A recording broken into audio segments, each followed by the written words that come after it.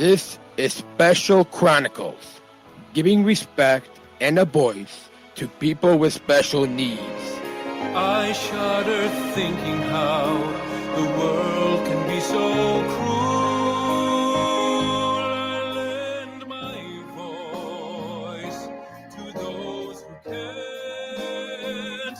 It's time we try, it's time we care, it's time we stand.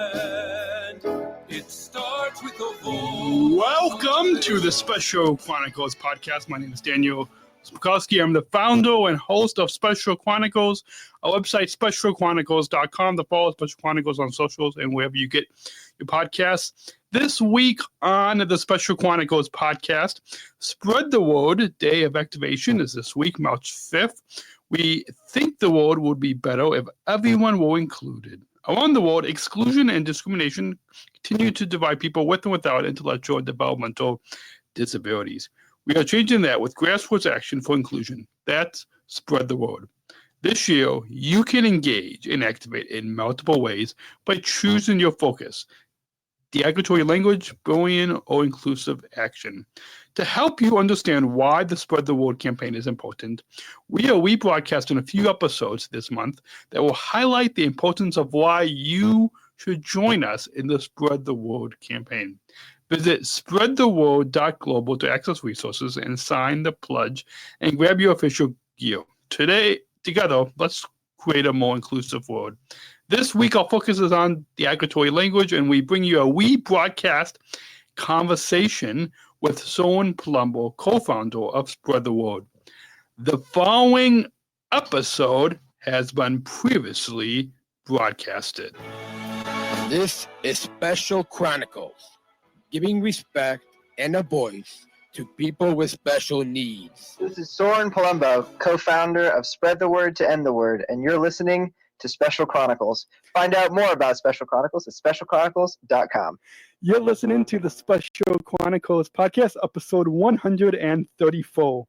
This episode is brought to you by Pace Suburban Bus. Everyday Pace helps more people with disabilities to take control of their day with a fixed route system that has over 200 routes that are entirely accessible to people with disabilities. You can learn more at pacebus.com. That's pacebus.com. Every American, every citizen of the world should just be aware of learning disabilities.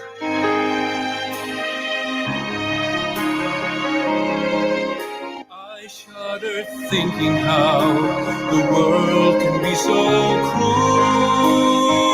I lend my voice to those who can't. It's time we try, it's time we care, it's time to stand. It starts with a voice. You're listening to the Special Chronicles podcast. This is a show where we're podcasting disability stories from an insider's perspective, and we are giving a voice to people with special needs. And kind of on this week's show, we sit down with our friend Soren Palumbo, co-founder of Spread the Word to End the World, plus lots of news stories, including a visit to my Seasball team's basketball game. A board of director Adam for Special Chronicles celebrates his birthday this week, plus listener feedback about the R-Word column that I wrote this week, and lots more news to share coming on this week's episode 134. Everybody, good morning, good afternoon, or good evening. My name is Daniel, and welcome back to the Special Chronicles podcast. It's good to be back for another week. And joining us virtually in studio is our friend Soren. Welcome, Soren, to the show. Thanks, Daniel. I'm excited to be here. So, long time listeners may remember you. I think you were a guest on one of our first episodes. Back in, I think it was 2010, I believe. That sounds right. So, but why don't we get started? My advice would be to just try your hardest. And it takes a lot of training to start the World Games. Like, I have a learning disability, that's education across the board for everyone, every American, every citizen of the world should just be aware of learning disabilities. So, I don't know how many listeners may remember your story, but and I'm sure we have a lot of new listeners. because we now have over 22,000 visitors to SpecialChronicles.com since we started. And I think I started Special Chronicles probably around the time that you and Tim had started the campaign. So share with us an introduction about yourself to our listeners. Sure. So I grew up in Northern Illinois, around Chicago, and grew up with a younger sister named Olivia, who has been diagnosed with intellectual disabilities, as well as a couple other younger sisters. And I grew up being very close to her and seeing the incredible gifts and effects that she had on my family, on me personally, and saw that on the one hand, but on the other hand also saw how other people didn't seem to be interested in valuing those gifts, or didn't seem to be interested in listening to what she had to say. And like a lot of people with intellectual disabilities, we dealt with the discrimination, the prejudice that came her way because of her diagnosis. And one thing that I was particularly put off by, or particularly caught by, was the use of the R word. I think that there's a lot of the prejudice against people with intellectual disabilities can sometimes be really complicated and hard for people to understand. But I think that even for a 10-year-old me, even if I couldn't understand the prejudice that was directed towards my sister, I understood what people meant when they looked at her and called her a retard. Yeah. And I knew that it wasn't good. And I knew that part of what I wanted to do as an older brother was make a better world for her to live in. And one concrete thing that I could try to do was let other people know what was going on with this one word. So when I was in high school, I had an opportunity to talk about it, and gave a speech about it, talked about my sister Olivia, and that went up on YouTube, became kind of a viral thing. Two friends shared it, each with two more friends, who each shared it with two more friends, and snowballed. And a couple years after that, I was working with Special Olympics directly, and we worked with Timbo Shriver, and the two of us designed Spread the Word to End the Word, and we launched it in 2009, and we just had our 7th annual Spread the Word to End the Word Day of Engagement. So we've seen it come a long way. Neat. So you mentioned some of your backstory of how it started, but what do you feel Spread the Word to End the Word is important? I'm sure that there's a lot of, I think I saw those over 500,000 pledges online, plus a lot of people probably signed a banner at the school or in the community. But there might still be some people that might not know about the campaign. So why do you feel that this is still important? So I think that's a good question. And 6 or 7 years in, we have to ask ourselves that a lot. Is it still important? And we think that it is. I think that there are still school environments, there are still work environments, there are still restaurants, grocery stores, anywhere where people come together where the discrimination against people with intellectual disabilities still exists. And I don't think that anyone would seriously say that we've all moved on from the R word or other hurtful labels towards people with intellectual disabilities. But at the same time, I think what people are starting to say is that we're learning more about the negative impact that we've had on people with intellectual disabilities. We're learning more about how hurtful, isolating, stigmatizing, excluding words like the R word are, and other behaviors towards people with intellectual disabilities. And I think that speaks to the power of Spread the Word as an educational and engagement campaign. We're really not a campaign about trying to remove a word from the English language. What we're really trying, or any language for that matter, what we're really trying to do is take the opportunity to teach people who might not understand the impact of this word, to be able to say, to tell people, you can say whatever you want to, but be mindful of the consequences of what you say. Be mindful that if you use this word, it has these incredibly powerful negative impacts on people like my sister, on people like all of my friends who are Special Olympics athletes, on people like my friends and classmates who are in the special education department. I mean, just be mindful of the impact that this has. And now that we've shared that impact with you, go forward and hopefully change the way that you speak. But no one's forcing you to. Yeah. So I think that we're continuing to find importance in educating and then engaging people once they do come to understand it. Because once they understand it, then they say, this is really powerful. I've never thought about it this way. I want to be engaged with this community even more. And it's a great gateway to further volunteering, to further friendship. Yeah, I think that and I think that even ties in with the article that you and Tim had co-authored on the Huffington Post this week that we'll get to in a moment. But first, maybe share with us some of the feedback you've heard from the community this past week about the campaign from people who have taken the pledge and have been involved with taking action both person to person and it seems like online and on social media. There's been a lot of articles and videos and pictures that people have been sharing. So share some of the feedback that you've seen.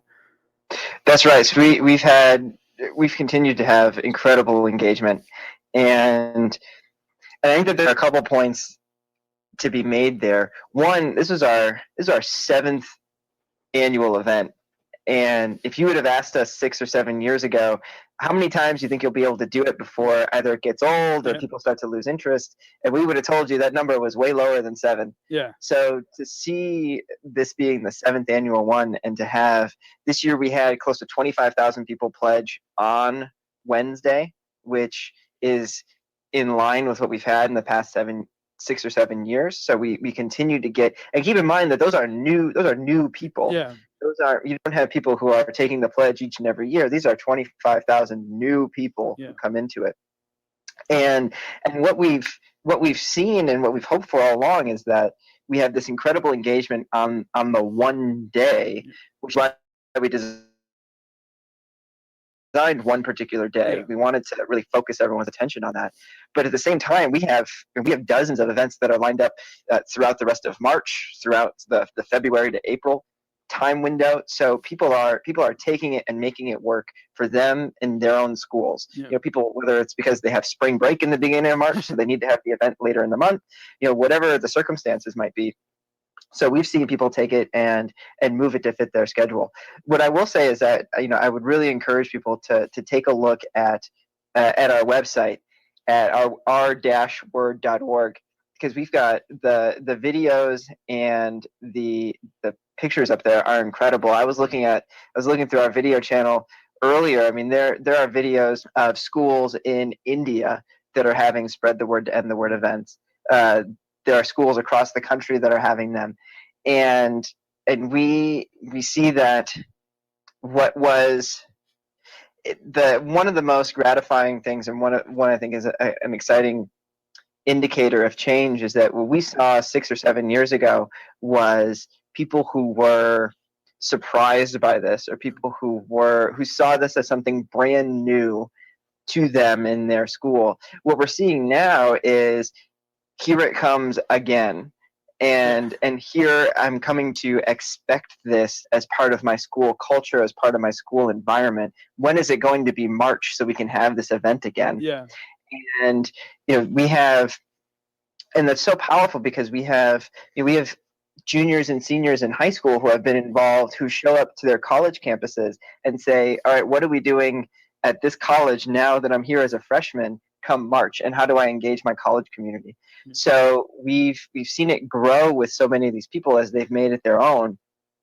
And I think that we're in a place where we have incredible engagement, person to person, on the campus level, like I was talking about. Yeah. But we had if you looked through the so-called blogosphere on Wednesday, whether that was more informal blogs, whether that was large platform blogs, there were I saw a dozen, 2 dozen, more than that, blogs about the R word, whether it was by parents of people with intellectual disabilities, whether it was from incredible self-advocates, whether it was from siblings, friends, who took the time, even if it was just in 100, 200, 300 words, to say, here's how the word affects me, here's how you should think about it differently. Yeah. Now go do it. Yeah. Or even just people on Facebook, Twitter. I mean, all of it was coming together. I mean, we had I'm not a big Twitter user, Yeah. but we had over, I want to say, about 30 million social media impressions on Wednesday around all of our different R word materials. So we were really excited and had some great partners as well, whether from celebrities like John C. McGinley, Maria Shriver, a number of big celebrities, or teams like the Washington Wizards. We had great support from the WWE. We had a lot of people on our team making sure that this worked, and this worked well. Yeah, neat. We're gonna take a short break now, but when we come back, I think it'll be a good time to talk about here in Illinois. Their theme was called Got Respect, which is like the Got Milk campaign. Then we'll also talk about the article that you and Timbo had co-authored on the Huffington Post, plus some more reactions about the Spread the Word to the World campaign right after. You're listening to the Special Chronicles podcast right here on specialchronicles.com, and we'll be right back after this short break. Stick around. This episode brought to you by Pace Suburban Bus. Pace helps get you where you need to go. Every day, Pace helps more and more people with disabilities take control of their day. On Pace's fixed routes, you won't have to book your rides a day in advance. And with a fixed route system that has over 200 routes that are entirely accessible to people with disabilities, you'll be able to go where you want, when you want. And best of all, many people with disabilities ride Pace for free or for half price.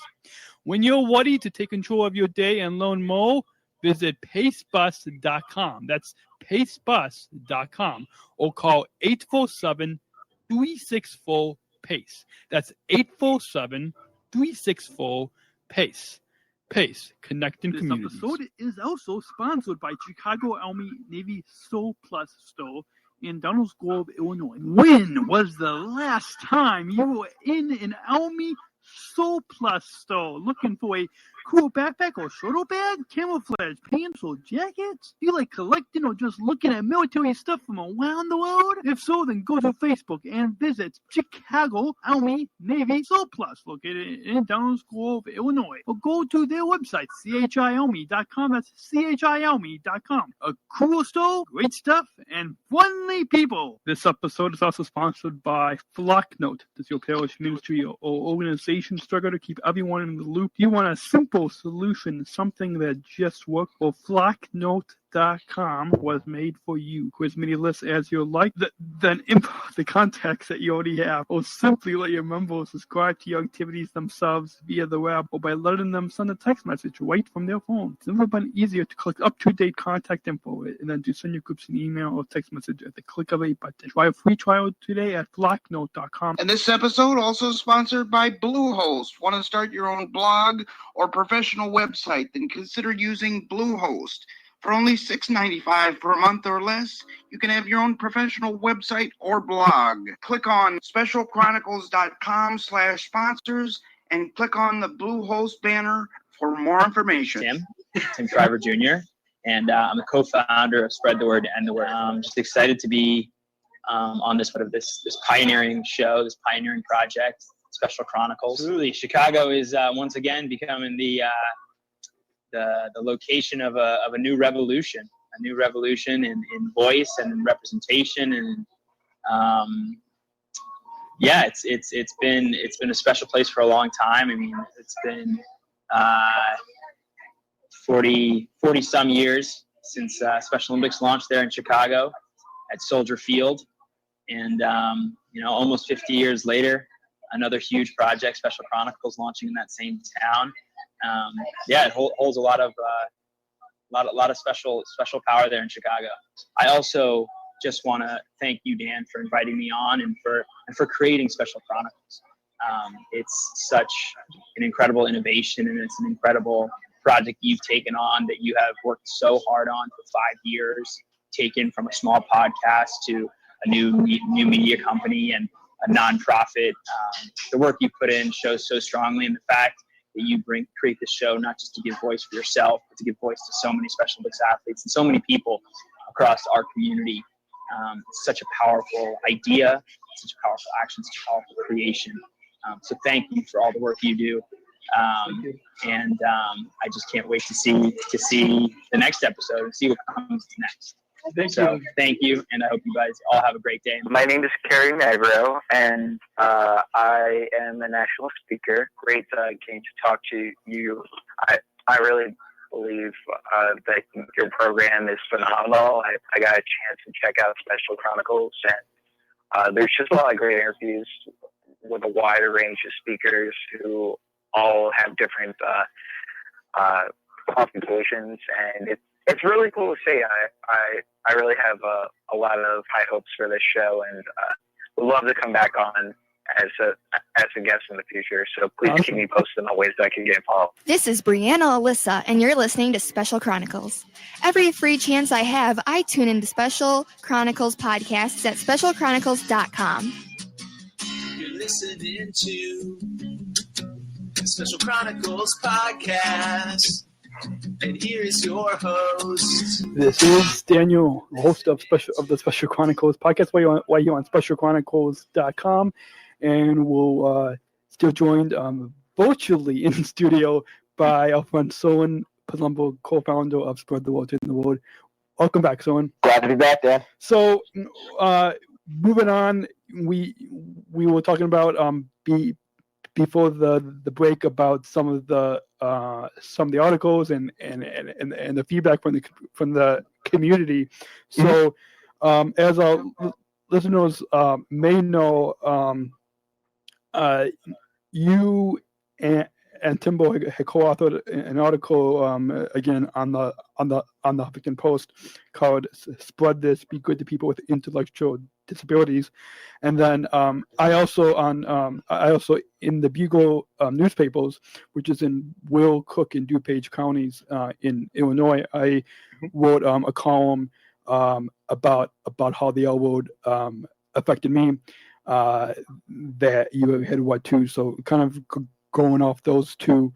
But why did you both decide to write this article, and why this simple message? So I think let me take a step back. So we try to write, Timbo and I try to write an op-ed style article every year, and we do that because we think it's important to give a message to people around this campaign. I think that when we started 7 years ago, this, and we were talking about this before the break, that this was a new idea for a lot of people. Yeah. It was a very old idea for a lot of other people who grew up with the discrimination, who grew up with this prejudice, who grew up knowing what the R word meant.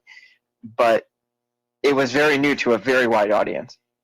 And we knew that since it was so important for us to position Spread the Word, or to make Spread the Word an education campaign around really an idea that people didn't know a lot about, that it was important to put out our version of that, or it was important for us to articulate that in writing every year. And it gave us a good opportunity every year to give kind of a state of the campaign moment that we could go out and talk about. Here's how things are going. So every so often I'll go back and read the ones that we wrote 5 or 6 years ago, and I'll say, wow, like 5 years ago we wrote this one, and we were so excited about being able to have engaged 20,000 people total, and now we're looking at 500,000. We're looking at even many more than that. So we love that. It does give us this opportunity to reflect each year, but it also gives us an opportunity to see where we've been, but also to think even more about where we want to go. So when we sat down and wrote the one for this year, we said, we've over these past so many years, we've really focused on we focused our writing, mine and Tim's, on the word, on the power of language, on the power of words. And we thought to ourselves this year, a lot of other people are going to give great thoughts on that topic. A lot of other people are going to talk really powerfully on language and on words. Maybe we could use this opportunity to pull the lens back even further and remind people that what we're doing is much bigger than one word. It fits into a many part effort to improve the world for people with intellectual disabilities, which in turn improves the world for all people. So that was the angle I think that we wanted to bring this year. Yeah, I think that's neat. And do you think that this message that you guys will tie into the future of the campaign of bringing awareness to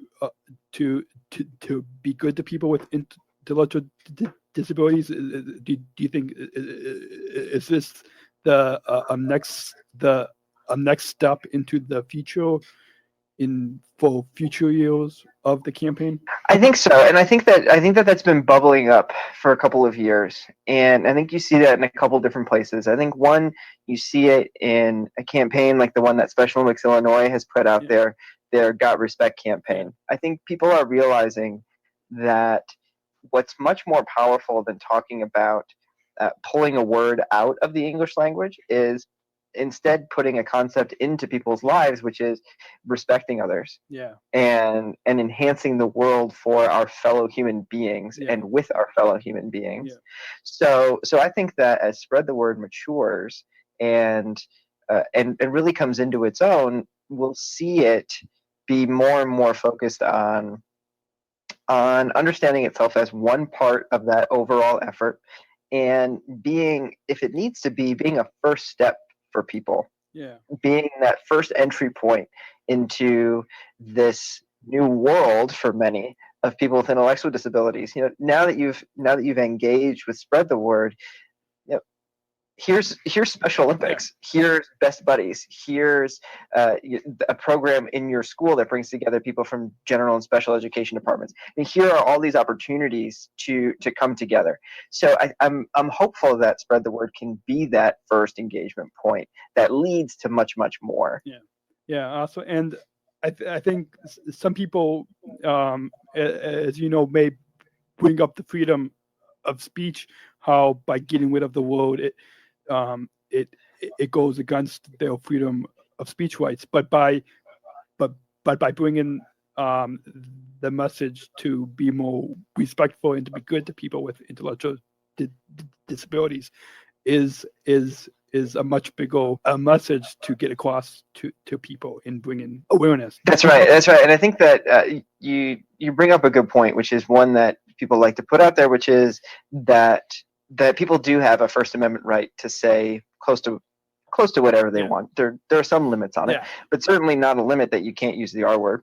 So I do want to be clear that Spread the Word, since it first started, was never interested in banning the R word or in trying to get any sort of government intervention to prevent people from using the R word. It was always more on educating people and acknowledging right up front that you can say whatever you want to. If you choose to use this word, here are some consequences that follow. And similarly, just as someone has a protected right to use the R word, we within Spread the Word have a just as protected right to remind them that that it has these consequences. So I'll leave that. I don't think that there's all much to be made with the freedom of speech argument. No. But I do like to bring it up and then sort of put it aside because it is tough to learn from. Yeah, it is. So you talked about the backstory of how you guys had wrote the article in the Huffington Post, but did you guys both sit down on a Skype call or to write this, or did you write a draft for the article and then Timbo wrote a draft, or show kind of how you guys both, some of that story of how you guys both went about to co-author the article? Yeah, so Timbo and I we've been co-authoring things for a while, so we're pretty used to each other's writing styles and working styles. So we typically will have one of the two of us sit down and write a pretty basic first draft, where one of us, we'll talk on the phone for a couple of times when we know we've got a deadline coming up, and we'll hash out some ideas over the phone, and then one of us will say, okay, I'll take a first crack at this. And then that person will sit down, and it'll be pretty rough. I mean, there might be a couple of paragraphs and a couple of bullet points. They're not all complete sentences. And then we'll take it. That person will take it and they'll share it with the other one. So this year, I sat down and wrote the rough draft of the article for this year, and it wasn't. If you look at the rough draft and what got published, they're two. You can see some similarities, but there's a lot of big difference. There's a very big difference. So we'll share that back and forth, and we both bring, I think, pretty complementary perspectives. Timbo is very good at the campaign organization angle and the youth leadership angle, and writing in a style that calls people to action. And that is a big part of everything that we write together. And I think that my focus tends to be a little bit more on the underlying ideas and writing about, when we write about the power of language, that's something that really, really intrigues me, that I like to really dig deep into. And also, with the one this year, really digging deep into this idea of, what is spread the word? What does it mean to spread a word? What does it mean to end a word?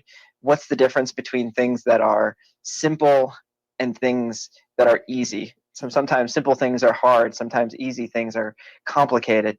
So digging deep into that, but still being able to pull it back together with Timbo and come up with something that we think a lot of people will like to read. What's a good indicator for us is that when I write something that Timbo enjoys reading, and when Timbo writes something that I enjoy reading, then we start to have a good idea that maybe possibly some other people out there might enjoy it. Because sometimes I'll write something and he'll say that I'm not enjoying this at all. And then I'll know it's a good time to take a step back and rewrite it. It's a good initial sounding board. Yeah, that's good. Yeah.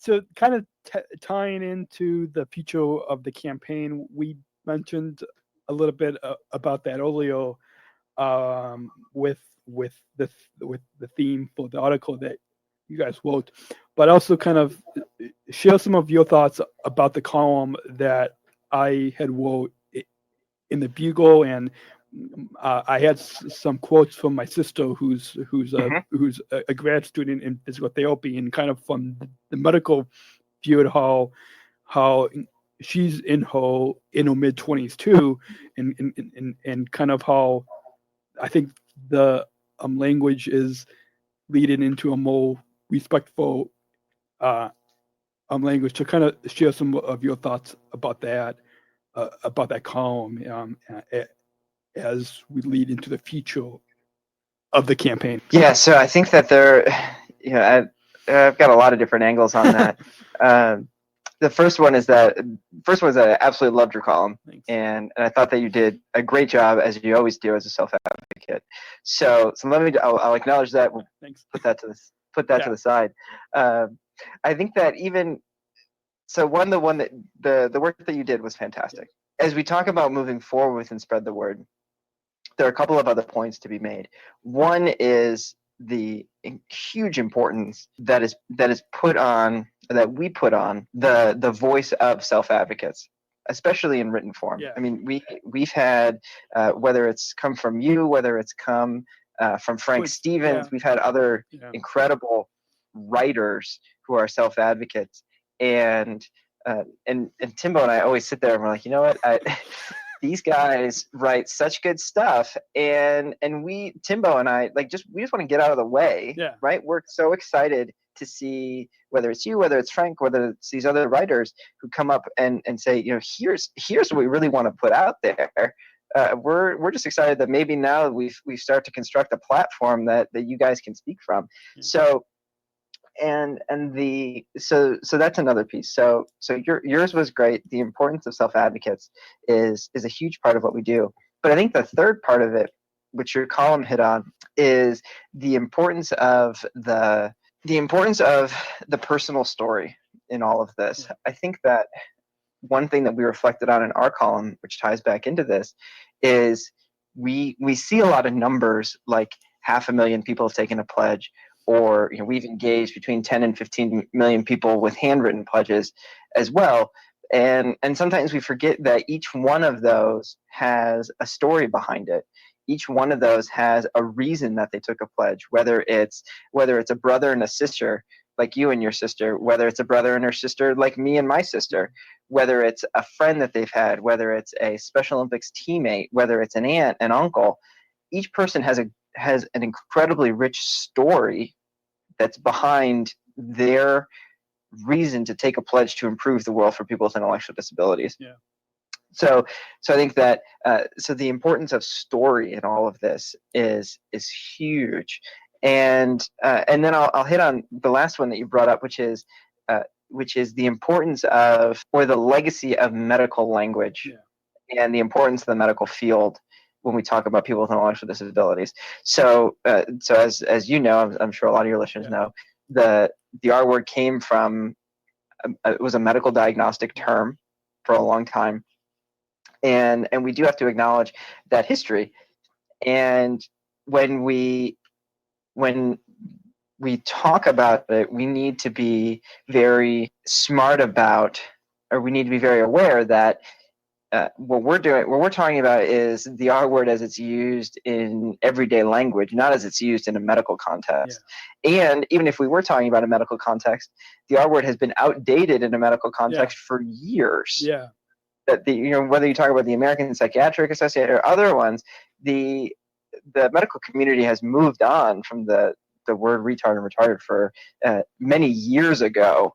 So when your sister talks about a trend around the R word becoming unacceptable, that's a trend in the medical community, and what we're hoping is that there's also that same trend in the wider community. Yeah, absolutely. It's not, the need for intervention is becoming less and less because people are growing up just understanding that the R word is something that we don't tolerate in society. Yeah, absolutely. And also another person who you may know and is a good friend of Special Chronicles is Rob Johnson from CBS 2 here in Chicago, who has a brother with Down syndrome, and Rob had been a guest on the show in the past, and he said he made a couple points about when people use the R word, but one thing he said is that when people use the R word, they don't have a good command of the English language. Mm-hmm. What are your thoughts about what he said with that? That quote I wrote in on the Special Olympics blog. Wine had published another article that I wrote a year ago, and I had wrote that quote that Rob had said. But what do you think about what Rob had said about that? Mm-hmm. Well, first, I think that Rob's a great guy, and his experience with his brother is something that I'm always excited to learn more about. I think that he certainly got a point, and I would elaborate on it by saying I think that when people use the R word, whether or not they have a command of the English language, what they're showing themselves to not have is an understanding of the impact that the English language has on people. Yeah. And whether or not they're particularly facile with words, it's that they don't understand what their words are doing, and understanding that the word that they're using is causing as much, if not more, pain to someone with intellectual disability as would a punch in the face. I mean, there are people with right. I mean, I certainly for me as a brother of someone with intellectual disability, when I hear the word, it hurts more than getting hit with something physically. So a misunderstanding of the power that our words have and the amount of great joy our words can bring to other people, but the depths of pain that they can bring to other people as well. And I think that all this ties back in, which is what we're trying to do is just educate people on that one topic that we think that there's a great opportunity to. We think that we can come in and say, as a teaching moment, here's what your words are doing. Now just go out and be mindful of that. Absolutely.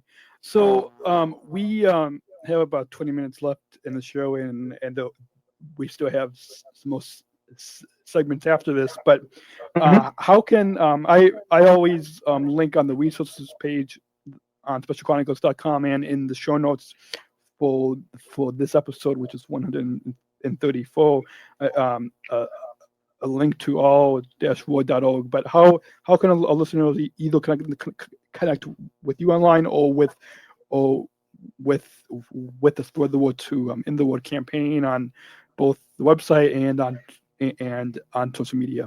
So people can certainly find us at our website, r-word.org, and they can certainly find us on Facebook as well, by just searching Spread the Word to End the Word on Facebook. And they can follow us on Twitter.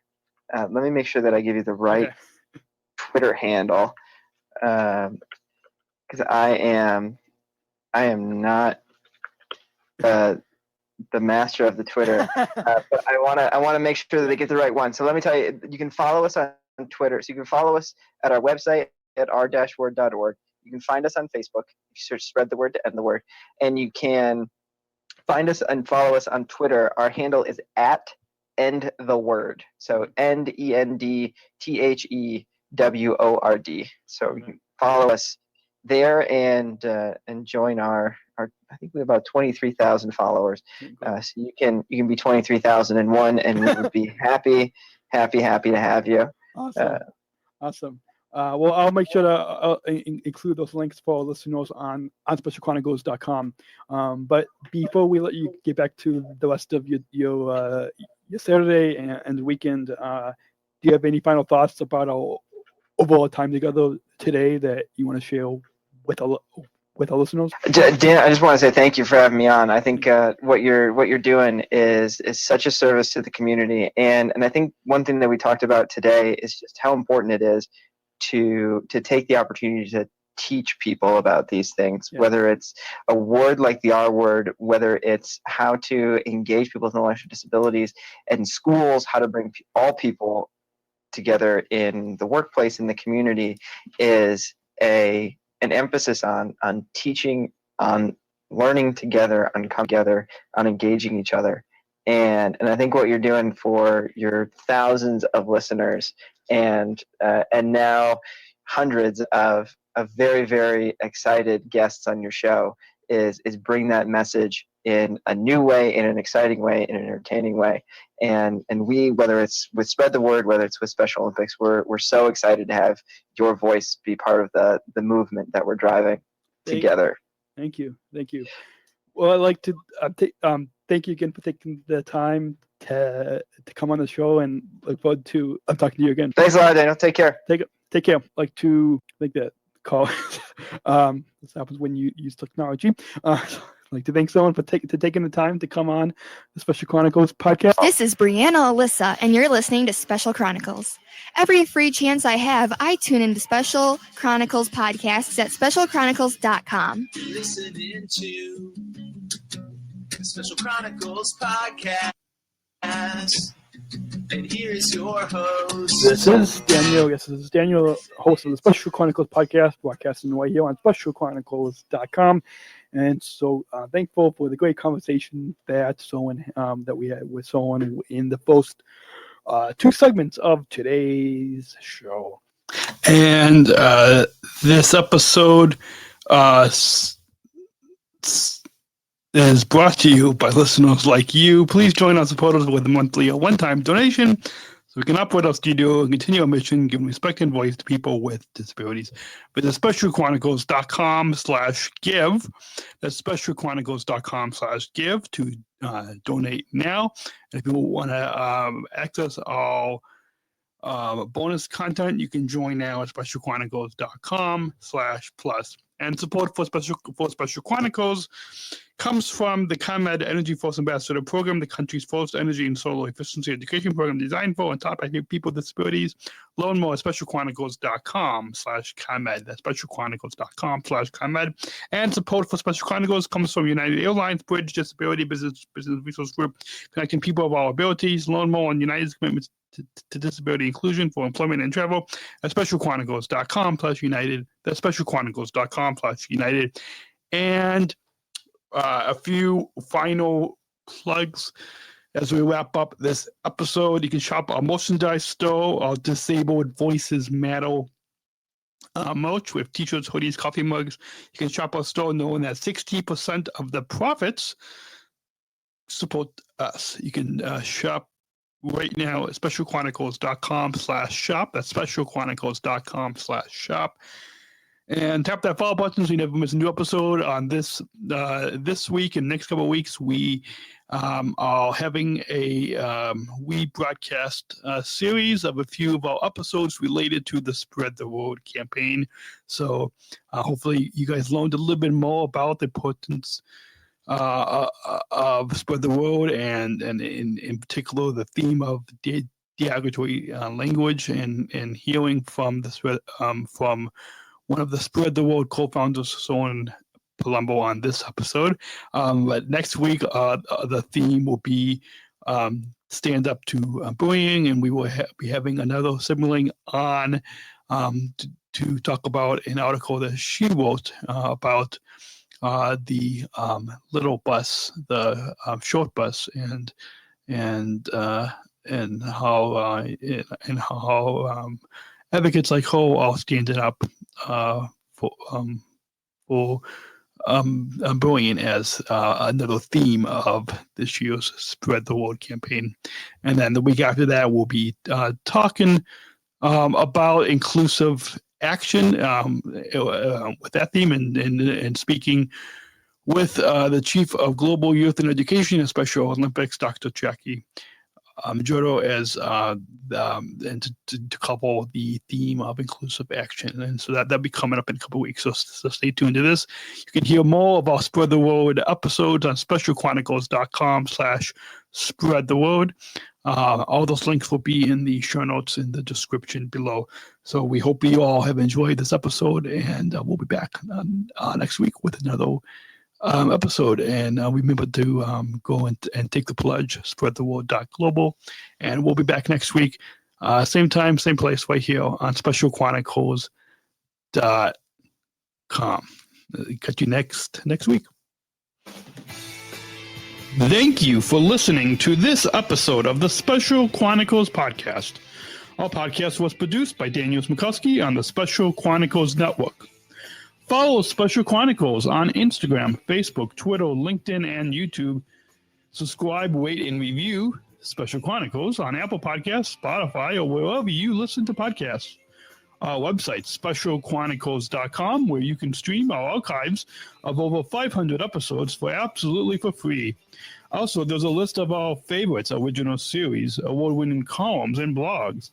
And sign up for our newsletter to receive exclusive bonus content delivered to your inbox. Again, specialchronicles.com.